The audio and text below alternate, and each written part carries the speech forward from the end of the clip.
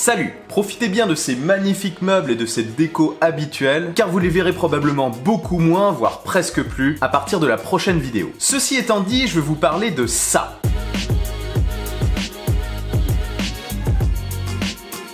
Pour la petite histoire, il y a quelques temps, je consultais quelques news tech, pour changer, et je suis tombé sur un article parlant de nouvelles coques vintage réalisées par Spigen. Deux modèles de coques pour iPhone. La première est une coque anniversaire style iPhone première génération. L'iPhone 1 présenté en 2007 est désormais surnommé iPhone 2G. Et la seconde, une coque reprenant le look très rétro des iMac colorés de 1998. Donc il y a 20 ans. On est donc sur une coque pour fêter l'anniversaire de l'iPhone et une autre pour fêter celui de l'iMac Color. Aujourd'hui, seule celle façon iPhone 1 est disponible. Spigen m'ayant précédemment envoyé un chargeur sans fil, que j'ai d'ailleurs plutôt apprécié, je me suis dit que j'allais leur parler de ces coques. Je n'ai pas eu à le faire, ils m'ont devancé, donc voici la coque anniversaire. Elle est disponible aujourd'hui pour l'iPhone 10 et sera prochainement disponible pour l'iPhone 7, l'iPhone 7 Plus, l'iPhone 8 et l'iPhone 8 Plus. Je ne sais pas si certains s'en souviennent, mais l'année dernière, il y avait une rumeur d'un iPhone 10 édition anniversaire, reprenant le design de l'iPhone 1. Bon, ce modèle n'a jamais vu le jour.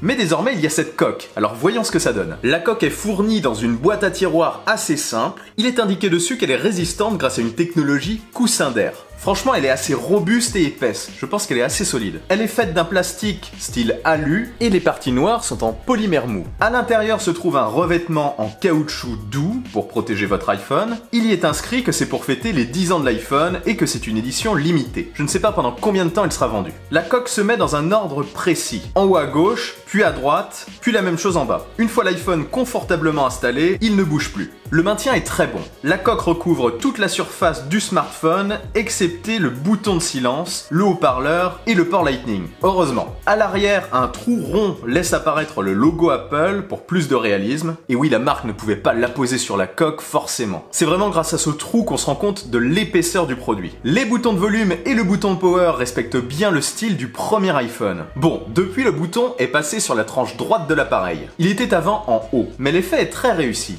Notamment à l'avant avec ce caoutchouc brillant. Par contre, ça élargit bien les bords de l'appareil, mais c'est pour le style. C'est vraiment une coque fun pour ceux qui veulent quelque chose de rétro. Mais c'est vrai qu'elle grossit pas mal l'appareil. Et le résultat est quand même bien plus grand que le modèle d'origine. Personnellement, je n'ai jamais pu avoir l'iPhone 1, mais j'ai l'iPhone 3GS. Bon, il a un peu souffert. Du coup, regardez ce que ça donne à côté de cet iPhone 10. On est passé d'un écran de 3,5 pouces à un écran de 5,8 pouces.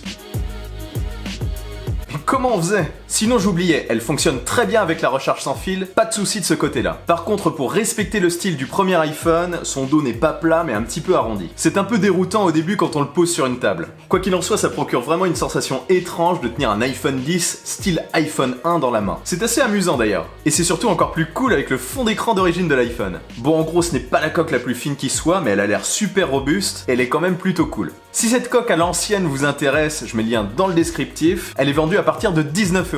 Et si vous avez des questions, n'hésitez surtout pas à laisser un commentaire. Voilà, si cette vidéo vous a plu, n'oubliez pas le bon pouce en l'air et partagez-la. Et si ce n'est pas encore fait, abonnez-vous à ma chaîne et suivez-moi sur les réseaux sociaux, Twitter, Insta et Facebook. On se retrouve très vite pour une nouvelle vidéo. Allez, salut!